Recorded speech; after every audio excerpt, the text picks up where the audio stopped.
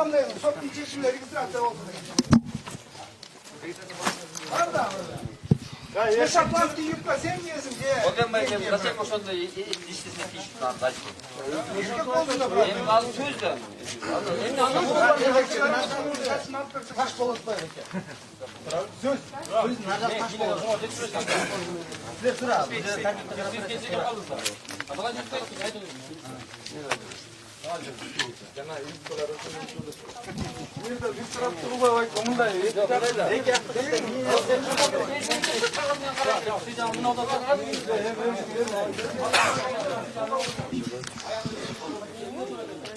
Саламаттарбы урматтуу Next TV телеканалынын Facebook баракчасындагы көрөрмандары, мына өзүңүздөр көргөндөй Бишкек шаарынын мурдагы мэри Нариман Тулеевдин үйүн милиция кызматкерлери курчоого алган.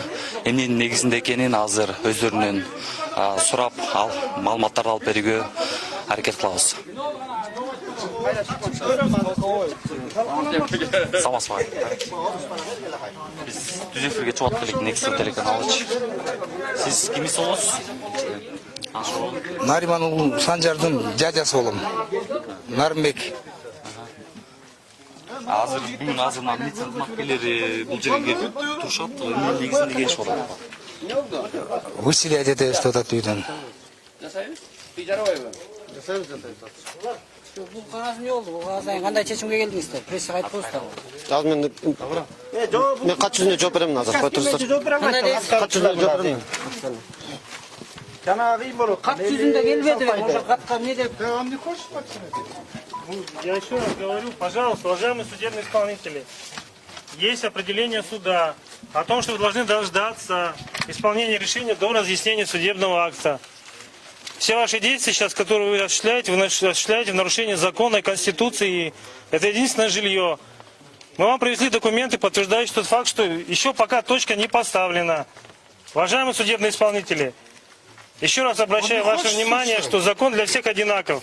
Пожалуйста. Вот мен көргөзбөсүңөр, бер ким? Жолдош подполковник, келип көрсөңөр кагазды. Ана эмне күчкө эметет? Бияктан бирок чечиш керек да. Мен чечпейм дешти. Я булар эмне зөкүрлөнүп атышат, мыйзамсыз. Барма, неме пресса кирип тартпайбы? Сен карап эмесиң? Бар жанна. Сен халык болгулар. Бар жанна. Биз тартып сактасың. Подполковник тартып. Кагаз менен. Булар да мамлекеттик мүлкүнө кыргатышкан.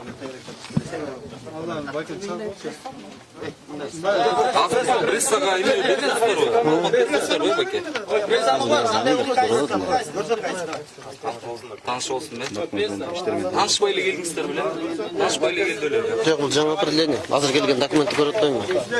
Азыр келген документти көрүп атам. Эмне божа болса. Эгер мен катнашсам, олар баары туугандар болгон. Бүгүнүн кызматкерлери кандай чечимге келдиңиздер?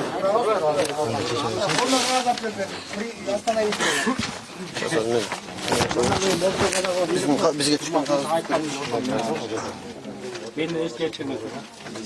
Ulamam. Sapar gelemen bunlar. Yok. Bu sapar kunlar geçe. Şuna kalsın diye gelen aytqanda. Olmaz men alıp gidasın çeşi. Alıp gidasın çeşi gibi büyük to'g'ada.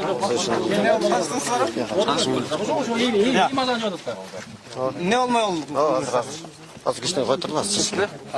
Эмне маселе болду? Ошону айтып коюңуздар. Кандай маселе болду атат? Ал соттун чечим, соттун определениясын аз карап көрөлү азыр. Бизге түшкөн болсо, эгерде мен азыр официально сурап көрөйүн, эгерде бизге официально түшкөн болсо, официально жооп беребиз. Эгерде бул адвокат алып келген кагаз, бул өздөрүнө берилген кагазды алып келиптир. Өзүнүн атынан, өзүнүн намына берилген соттун чакыруусун алып келген. Анан ошондой эле ал бизге мага берген, мен кече күнү алган, мага заявление берип атат. Ал заявлениеде ал тийиштүү документтер тиркеген эмес. Азыр ошону көрөйүн, мен азыр тияктан дагы эгерде дополнительный заявление түшкөн болсо, анда азыр ага мен мыйзам түрүндө жооп берем. Эгерде кечеки эле заявление менен боло турганбыз, анда мен аткарганга туура келет. Бул жерде түшүндүрмө бергидей бизге Бишкек шаарынын Ленин райондук соту тарабынан берилген 30 октябрь 2017 жылы чыгарылган определение соттун чечиминин негизинде Нариман уулу Санжар жана Рахимов Алимжан Мариковичти үй бүлө мүчөлөрү менен Бишкек шаарынын Славгородский 21Б үйүнөн мажбурлап чыгаруу жөнүндө аткаруу барагы келип түшкөн. Аткаруу аракеттеринин негизинде карызкорлорго тийиштүү түрдө эскертүүлөр, билдирүүлөр берилген буга чейин. Алар берилген мөөнөттө аларга берилген мөөнөттө алар ыктыярдуу түрдө аткарбагандыктан бүгүнкү күндө мажбурлап аткаруу боюнча билдирүү берилген, тапшырылган. Бүгүнкү күнгө мажбурлап чыгаруу жөнүндө билдирүү берилип, бүгүнкү күнү саат 10:00-гө дайындалган. 11 соттун чечиминин негизинде. Эмнеге таянды эле? Ал боюнча менин маалыматым жок экен. Соттун чечиминде соттун чечими эмне болуп Госфонд имуществонун мүлкүндөгү үйдөн чыгарып атат. Аны тарткан болбойт соттун чечими. Уже менчикте алгансыңар, Менчиктеп бул уже Госфонд имуществого кеткен. Дагана карап иштеп турбайсыңар. Госфонд имуществого кеткен, азыр тийиштүү мыйзамсыз жашап аткан эмелерди чыгарып атат. Качан эмне болуп өттү ошондо? Ал боюнча менин маалыматым жок экен. Аты жөнүңүз?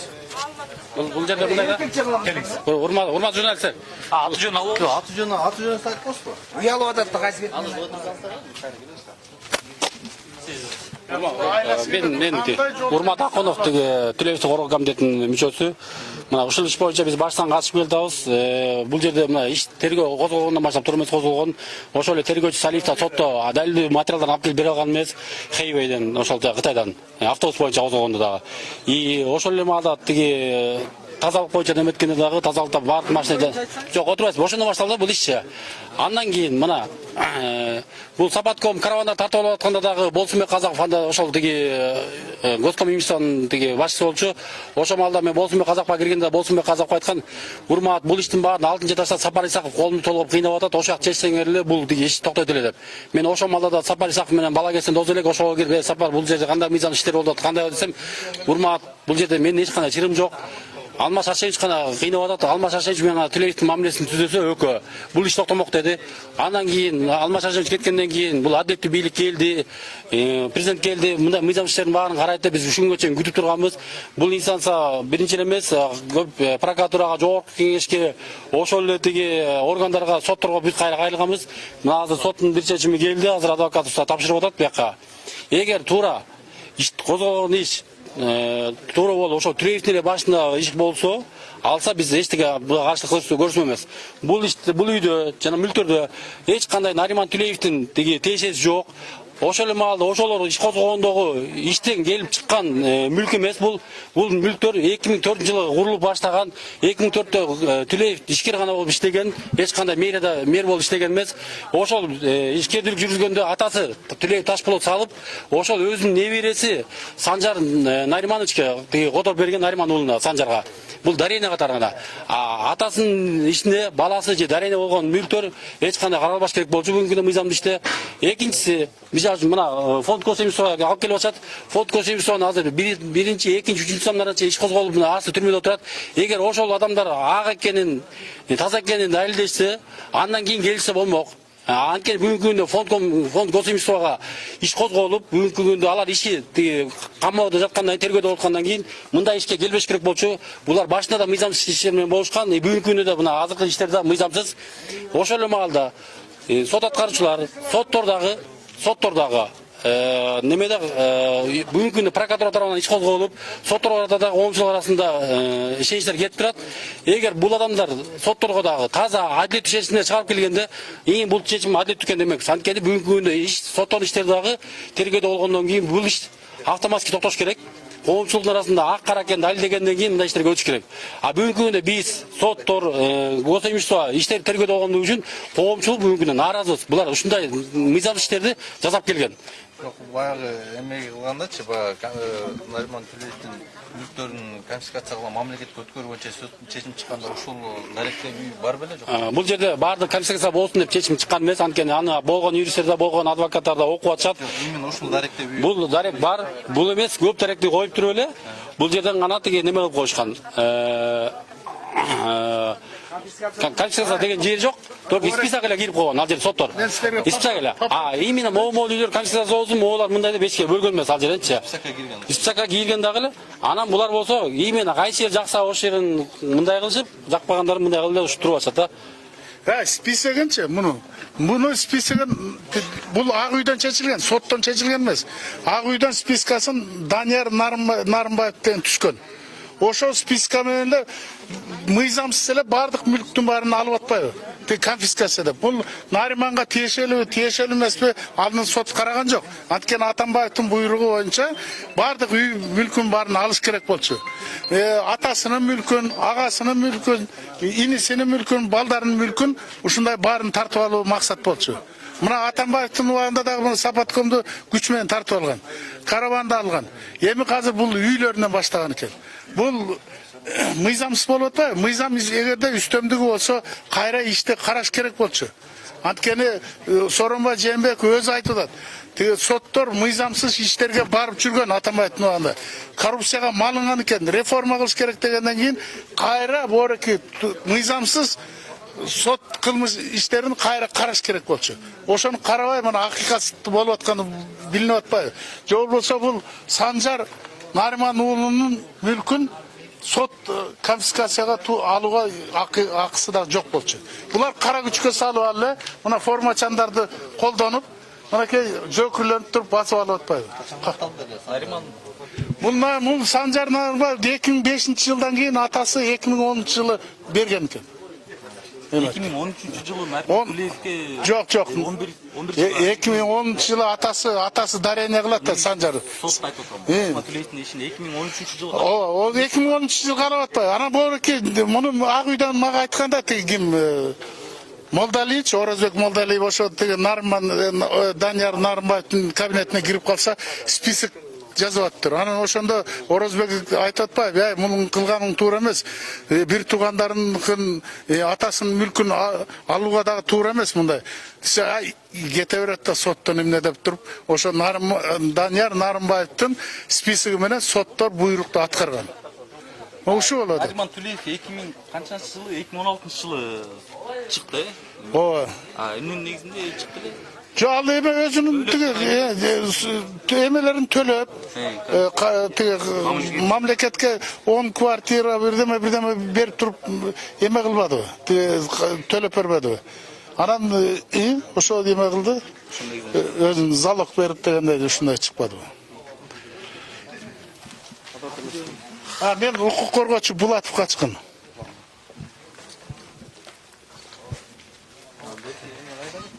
Айтам деген бар.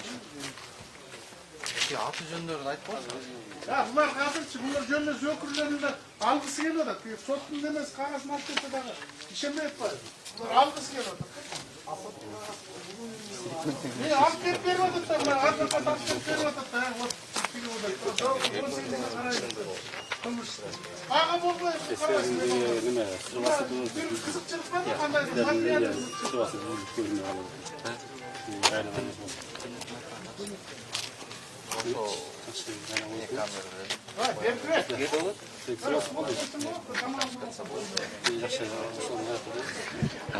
Улам ар кимден мындан алып ал. Өзүнө байланышка чыкпайсың да. Ошо что-то Facebook'та эмес экен. Нариман Тулеевич. Facebook'та да коймо, WhatsApp. WhatsApp талонда содыр. Азыр жазам биз.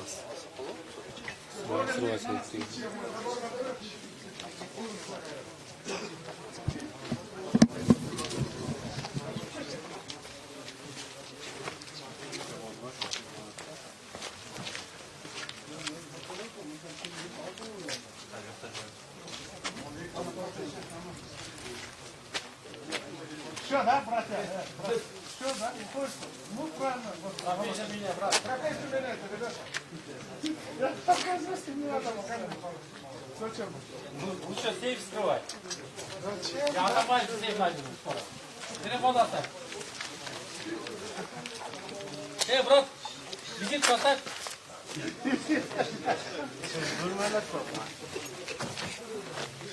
Я сумку.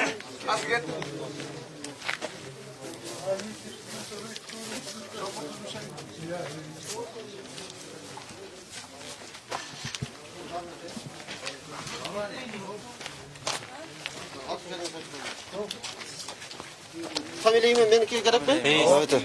Кызматыңыздан. Я судебный исполнитель ПСТ Ленинского района города Бишкек, Кадыров Мунарбек Жаныбаевич.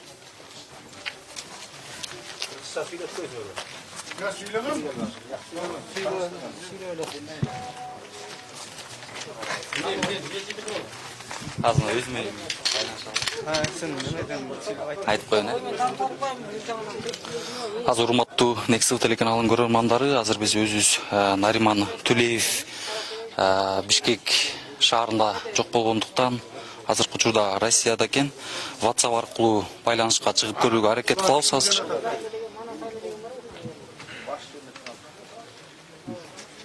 Өзүңүздөр көргөндөй 1 мүнөттөн кийин жооп берүүгө даярмын дейт.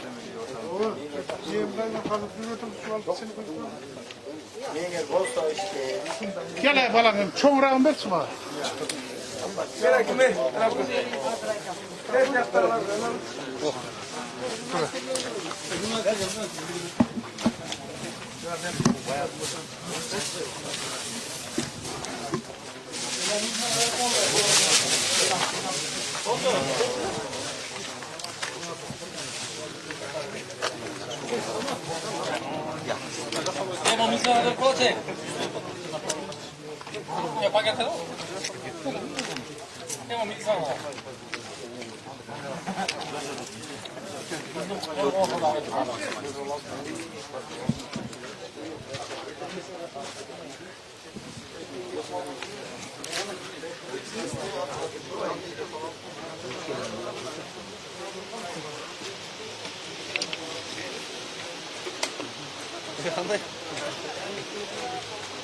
Özü ne yapmanı düşünüyorsun?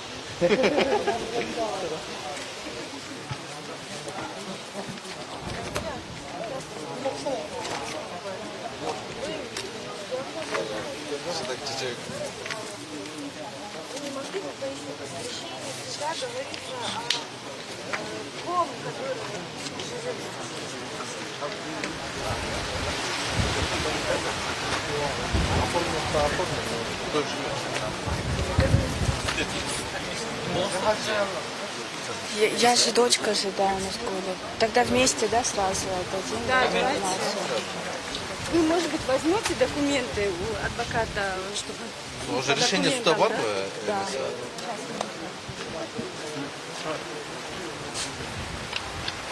Урматтуу Facebook колдонуучулары, азыр Нариман Түлеев да өзү WhatsApp аркылуу Россиядан бизге байланышып жатат. Азыр өзү менен комментарий алып көрүүгө аракет кылалы. Алло, саламатсызбы, Нариман агай? Алло. Да, достар, батам. Саламатсызбы, мына өзүңүз Facebook'тан да көрүп атсаңыз керек. Бүгүн сиздин үйүңүздө мына Манас айылында милиция кызматкерлери курчоого алган. Бул боюнча сиз комментарий берип коюуга аракет кыласызбы? Эмне дейм эми? Баягы Атамбаев кетти, баягы бардак бүттү десе карабайсыңбы? Атамбаевтан калгандан кадрлары бирок калып атат да. Орустар айткандай перекрасились. Анан баягы билген болгон кайра баягы мыйзамды бузган ишин кайра кайталап атышат. Мен ойлойм муну президент дагы, премьер-министр билбейт. Муну жана фонддун жигиттери менен ПСИнин жигиттери сүйлөшүп кылып атышат. Муну почему бирдеме сатып ийебиз, бирөөгө беребиз деп мисалы кылып атат. Тилекке каршы мен азыр Кыргызстанда меселем, ошон үчүн алдыгы жерде жокмун мен. Ошон үчүн мына силер менен WhatsApp менен сүйлөшүп атам. Азыр эле бул жактан жана сот аткаруучулар бизге комментарий берип көрдүңүзбү сиз өзүңүз? Жок, көргөн жокмун мен азыр билип атам. Азыр бул учурда азыр үйдө ким жашап эле? Кимге таандык эле бул үй негизи? Бул үй мен мурунку колуктуу Мира, анан Санжар, анан Назгүл үчөө жашап аткан кызым. Балдарыңыз, кыздарыңыз? Ооба. Сизге кылмыш иши 2016-жылы токтотулганда, кыскарганда, сиз баягы мамлекетке кеткен чыгымдарды төлөп берүү менен чыкпадыңыз беле? Ошондойбу? Ооба. Бүгүн мисалы Атамбаев учурунда козголгон кылмыш иш кайра мүмкүн эмес атканына сиз кандай көз караштасыз? Эми Кандай дейм? Мен эми алдыгы жерде жокмун да. Булар мага юристтер айткан боюнча, үй бүлөм балдар айткан боюнча, булар өзүлөрү эле мисалы мыйзамда бар. Эгерде кыргыз жарандын жалгыз үйү болсо, бул эч качан конфискация болбойт деген мыйзамда бар да. Бирок булар ага карабай туруп, мыйзамды тебелеп, өзүлөрү үйлөрдү оформить этип алып, өзүлөрү соттун чечимдерин өзүлөрү чыгарып алып, бизсиз эле, бизге айтпай, өзүлөрү эле. Анан мага азыр жиберишти, бир Рахимов деген бир адамдын намына чечим чыгарып атыр да буларчы. Кандай алдыгы үйдө, мисалы Сыдыкова Мира, Тулеева Назгуля, Санжар Нариман уулу жашайт. Ошолорго чечим чыгарбай, Рахимовго чечим чыгарат. Кандай бул, кандай? Өзүңөр деле айткылачы мындай, калыстык болгулачы. Ушу болобу? Бул биринчи, экинчи, мисалы ушундай эле ситуацияда кет керекки Өзбек Ошто соттолуп кетпеди Аскаров. Аскаровдун үйүн мисалы ушундай алып алышып, анан кайда беришкен. Анан эми менин үй бүлөм, менин бала бакырам эми ошол Өзбектин үйүнөн дагы кем болуп калабы эми? Мисалы мен ата-энем муну бала бакырам кылбаган Кыргызстанга эмне гана кылган жокпуз мисалы. Бирок ага карабай туруп, мунунтип мыйзам менен тебелеп, мына бүгүнкү күнү момундай кылып атышат. Биз мына бүгүн обращение кылдык президентке. Ген прокуратурага обращение кылдык. Мен ойлойм, бир жакын ичинде арасында бир нерсе чыгат. Анткени ушул убакка чейин мен 1000 жолу мисалы Атамбаевга кайрылгам. Бирок тилекке каршы Атамбаев бизди, мен үй бүлөмдү, бала бакырамды уктап болгон жок. Наоборот, давай талкалагыла, жайлагыла, сокула дегенден башка кылган эмес. Бирок мен ойлойм, мына бүгүнкү Сооронбай Шариповге бүгүнкү случай жетет. Мунулардын баары мыйзамсыз кылып аткан баары ордон коюлат. Рахмат агай, сиз азыр мына сот аткаруучулар айтты 20-сына жылдырды деп, сиз ошол убакка чейин Кыргызстанга келе аласызбы же келе албайсызбы? Аракет кылам, мен азыр Германияда лечениеде болчумун, мени көрөбүз. Хорошо? Ага. Мейли анда рахмат. Хорошо.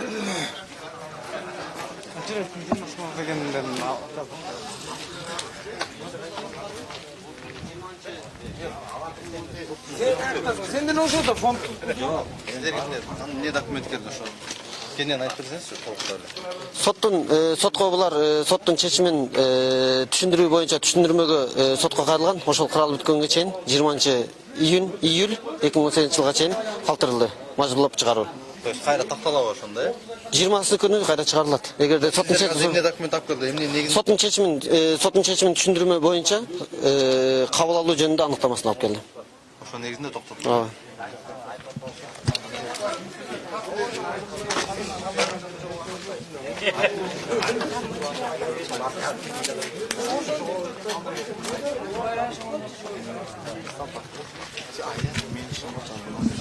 Стендапдан бит турпай.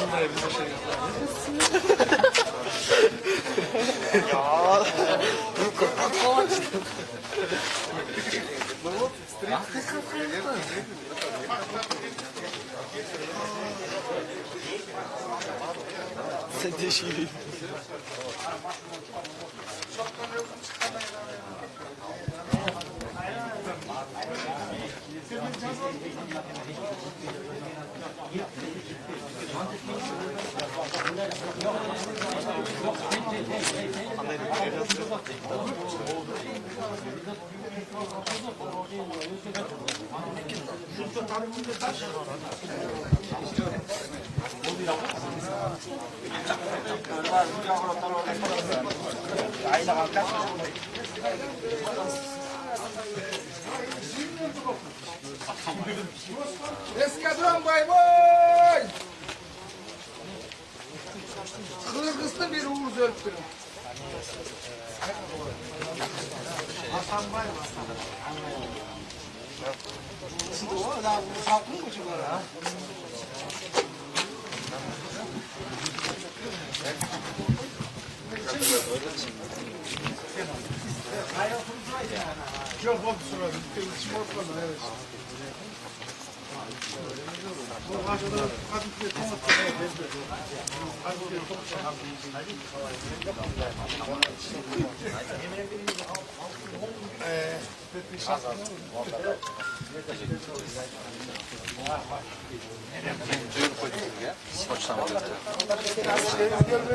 Сіздерге олар айтып қой, ескерту берген кезде бошатып бар еді.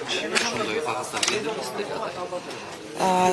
Да, приходили, но как бы это было... Они приходили, но мы каждый раз подаем в суд о том, чтобы объяснить о том, что мы не проходили по делу Тулиева, что мы не причастны, что этот дом приобретал мой дедушка еще в 2006 году, и как они могут отобрать то, что по закону как бы невозможно. Вот. Но они все-таки осмелились и сегодня пришли вот по команде Рустама Ибраимова, да, он является судебным исполнителем, работал в команде с Жолдубаевой, вот, и нам стало известно, что вот по его команде они сегодня утром придут и хотят сконфисковать, забрать наш дом, в котором живу я, мой брат и моя мама, да, у нас нету других домов, ну, как бы вы можете это в ГРЭСе проверить или еще где-то, это наш единственный дом, в котором мы живем с 2008-2007 года. Вот. После чего мы обращались о том, что, например, у Азимжана Аскарова и его супруги конфисковали единственный дом. Но когда они узнали, что это его единственный ее дом, они вернули на основании того, что нельзя забирать последнее жилье. А тут забирают последнее жилье троих людей, которые здесь проживают уже почти 10 лет. Вот. И мы как бы стараемся это донести, но пока никто не реагирует. Но после смены власти Генеральная прокуратура, они уже начали более внимательно относиться к нашему делу. Они уже нас приняли, они сейчас хотят помочь еще раз рассмотреть, было ли что-то незаконное,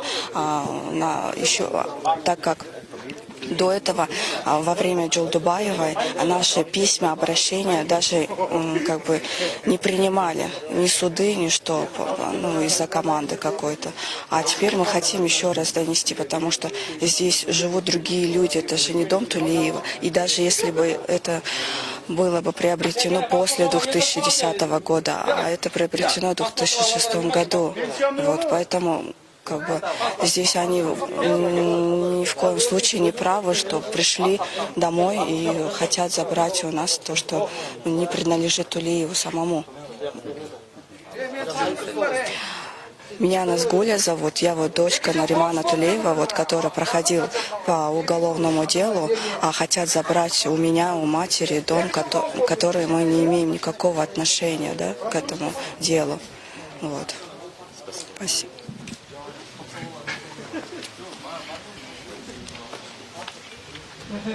Это еще я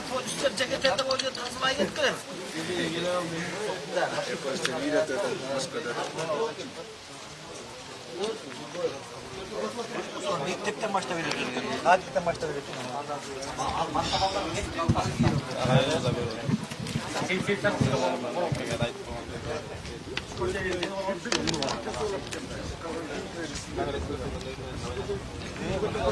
Алып чыгып сатмакчысыз сиз менен. Ya birden limon birden mesela altın gümüşün marı koyup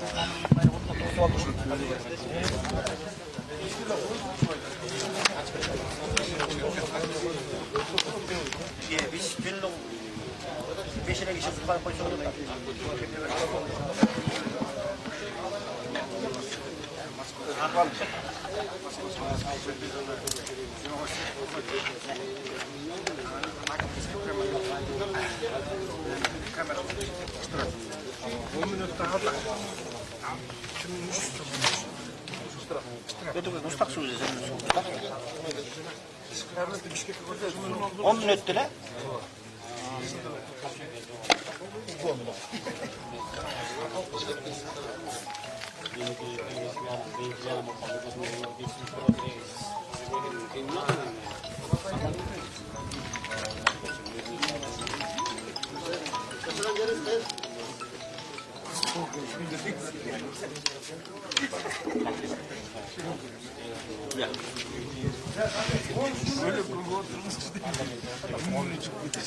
Ben işemekte bunca yemesin bilmiyorum.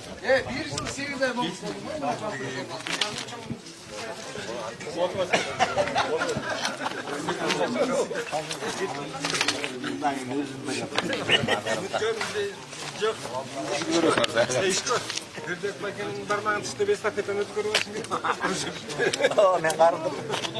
60 km kesin birende. Burada siyasat olsun ayıldı siyasat da yüründü orta duruyor. Ertem birinci görüyorsun matematik. Bu resim bakar boşmuş var kuramda korkmadı. Unutsam kaçıyordu. Kameranın orada başını salam. Çocuğa abi Nendim.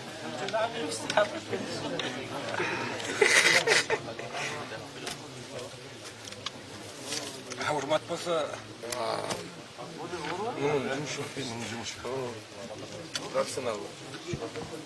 Hurmatlı koluna tetik tiyibe kaldı öldürmek. Çaman otaldı. Adasa kaldı. Kanzet baştan atkıda battı böyle yok.